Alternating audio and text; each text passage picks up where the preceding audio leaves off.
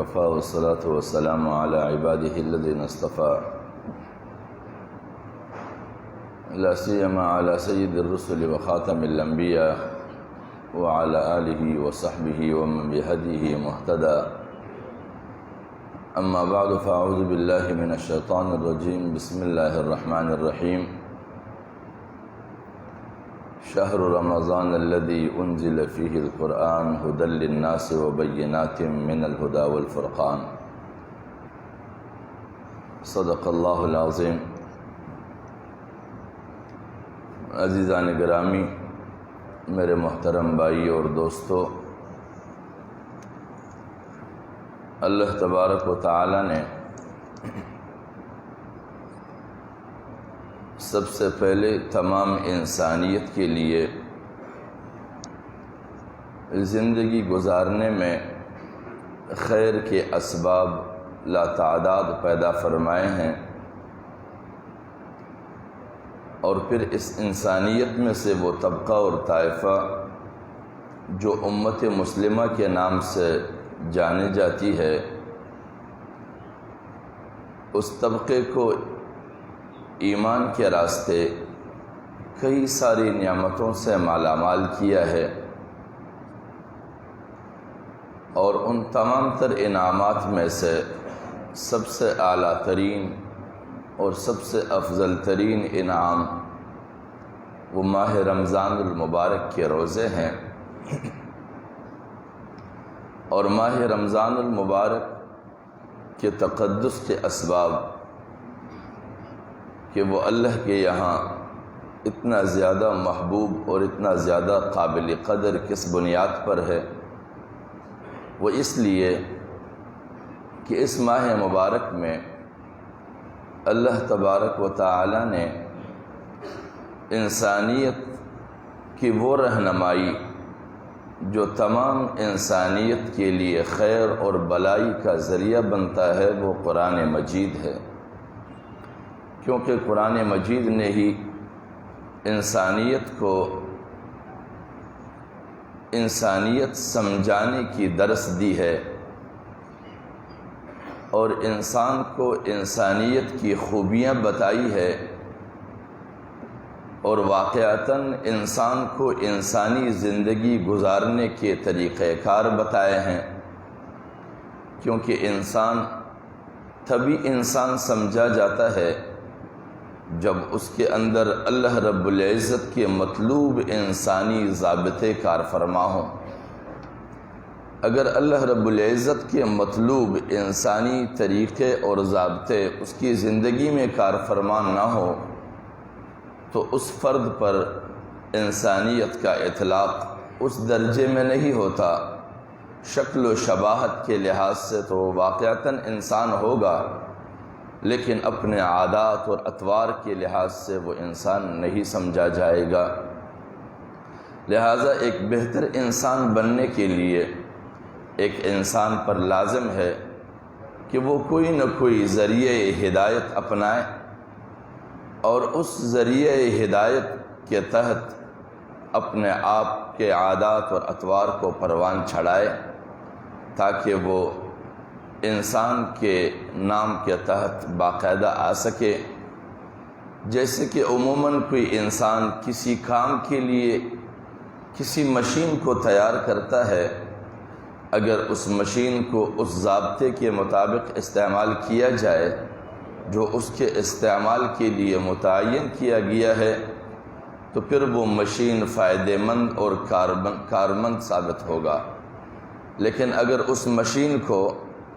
اس company کے بتائے ہوئے ضابطے سے ہٹ کر استعمال کیا جائے تو اس مشین کی میعاد بھی گھٹتی رہے گی، جس کو لائف کہا جاتا ہے، تو وہ بھی گھٹتی رہے گی، اور ساتھ میں اس مشین کے اثرات اور نتائج بھی مناسب نہیں، خطرناک برآمد ہوں گے۔ اسی لیے انسان اللہ رب العزت کی تخلیق کردہ مخلوق ہے، لہذا لازم ہے کہ انسان اپنی زندگی کی گزر بسر کے لیے قرآن مجید کو ضابطہ اور قانون کے طور پر متعین کریں۔ اور عموماً ماہ رمضان المبارک کو فاقہ کشی سے تعبیر کیا جاتا ہے کہ یہ فاقہ کشی ہے، لیکن حقیقت میں یہ فاقہ کشی نہیں ہے، بلکہ یہ اظہار تشکر ہے اللہ کے حضور۔ اور اللہ رب العزت بھی فرماتے ہیں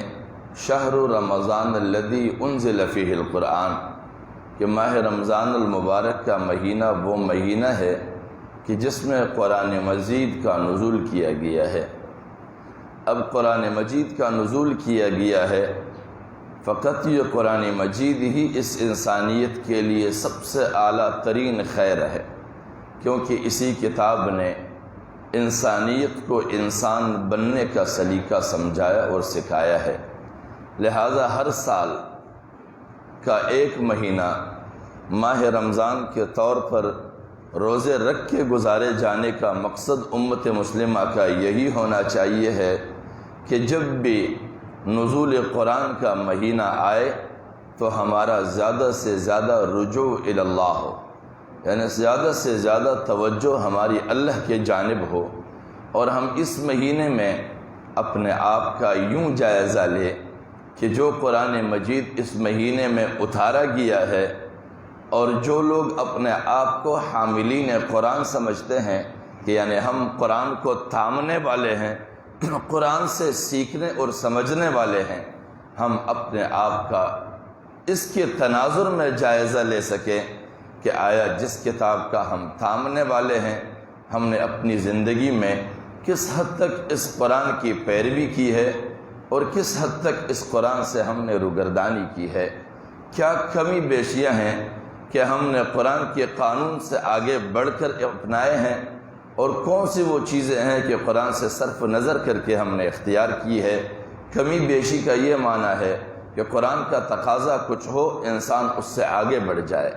کمی یہ ہے کہ قرآن کا جو تقاضا ہے اس سے پیچھے ہٹ کر رہا جائے، تو لہٰذا کمی اور بیشی دونوں ممنوع ہے۔ اسی لیے قرآن میں فرماتے ہیں کہ لا تقدموا بین یدی اللہ ورسولہ، کہ اللہ اور رسول دونوں سے آگے بڑھنے کی بھی کوشش نہ کی جائے اور پیچھے ٹوٹنے کی بھی کوشش نہ کی جائے، بلکہ اتباع کا مقصد یہ ہے کہ جیسے جیسے وہ چل رہے ہیں اسی طرح اس کے پیچھے پیچھے ایک ایک گام ملا کر چلنا ہے، نہ پیچھے کٹنا ہے نہ آگے بڑھنا ہے۔ پیچھے کٹ جانا بھی عبدیت کے منافی ہے، آگے بڑھ جانا بھی عبدیت کے منافی ہے، لہذا عبدیت کا تقاضا یہ ہے کہ ہمتن اتباع ہے، ہمتن اتباع ہے۔ اور ماہ رمضان کے روزے فاقہ کشی نہیں بلکہ عبادت ہے، اور عبادت کیسے؟ لعلکم تشکرون قرآن کے اندر آیت ہے روزے کی آیت کے تحت، تو اس کا مقصد یہ ہے تاکہ تم شکر گزار بنو، اور شکر گزار بننے کا یہی ہے کہ ہم اللہ کے نعمتوں کو اختیار کے باوجود بھی اپنی بے اختیاری کا مظاہرہ کریں، تاکہ ہم یہ سمجھ سکیں اور یہ سمجھا بھی سکیں کہ انسان کے ہاتھ میں یہ ہے کہ با اختیار ہو کر بھی انسان بے اختیاری کی زندگی گزار سکتا ہے۔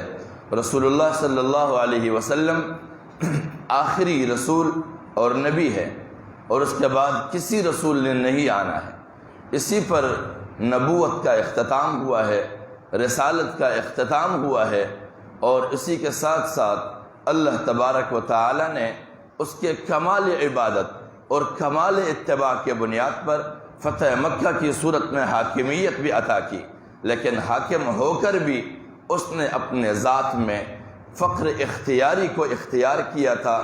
ضرورت سے زیادہ کسی چیز کا استعمال نہیں کیا۔ وہ حاکم ہوتے ہوئے بھی اس کے گھر میں کئی دنوں تک چولہا نہ جلے، وہ حاکم ہوتے ہوئے بھی اپنے ضرورت سے زیادہ جاموں کا استعمال نہیں کیا، وہ حاکم ہوتے ہوئے بھی انہوں نے کبھی بھی کھانوں میں ایسا انداز اختیار نہیں کیا کہ اسراف نہیں، اسراف کے شائبے تک کہیں نظر آئے۔ تو اس کا مقصد یہ ہے کہ با اختیار ہو کر بھی بے اختیاری کا نمونہ چھوڑ جانا۔ لہٰذا ماہ رمضان کے روزے رکھ کر فاقہ کشی کی صورت کو جو اختیار کرتے ہیں، جو کہا جاتا ہے کہ یہ فاقہ کشی ہے، فاقہ کشی مسلط کی جاتی ہے، فاقہ کشی اختیار نہیں کی جاتی ہے، اس میں فاقہ کشی نہیں بلکہ اتباع کا ایک ادنا علامت ہے، اتباع کا ایک ادنا اعلیٰ ترین اظہار ہے، اور وہ اعلیٰ ترین اظہار یہ ہے کہ کھانا بھی ہے کھانے کا اختیار بھی ہے، کھانے کے اسباب بھی ہے، لیکن اللہ کا منشا ہے، اس کی خواہش ہے، اس کے کمال اتباع کے بنیاد پر تمام اسباب کو ایک طرف کرتے ہوئے اس کے سامنے یہی اظہار کرنا ہے کہ جس طرح تیری چاہت ہے ہماری اسی طرح کی اتباع ہے، ہماری ان اتباعوں کو اپنے بارگاہ میں قبول اور منظور فرما، اور جس قرآن کا نزول ہوا ہے اس قرآن کی اتباع کرنے کی ہمیں توفیق عطا فرما، اور اس قرآن کے ساتھ ہی اپنے ذات، اپنے کردار، اپنی زندگی کی جائزہ لینے کی خدایا ہمیں توفیق عطا فرما۔ ماہ رمضان کا بنیادی مقصد یہی ہے کہ اس میں ہم اللہ کی دی ہوئی کتاب کے تناظر میں ایک ایک فرد اپنے آپ کا صبح سے اٹھ کر رات واپس اپنے بستر میں جاتے وقت تک، یا پھر صبح دوبارہ جاگنے تک، یہ زیادہ بہتر ہوگا کہ صبح جاگنے سے لے کر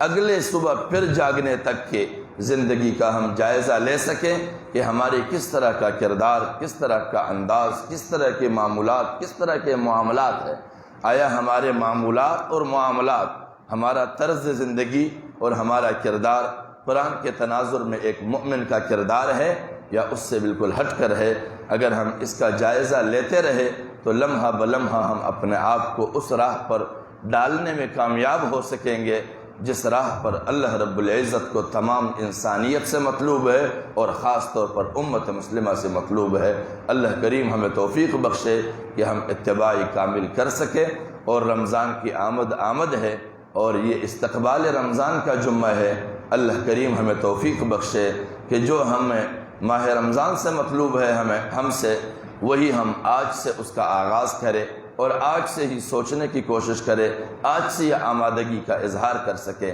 وآخر دعوانا ان الحمدللہ رب العالمین۔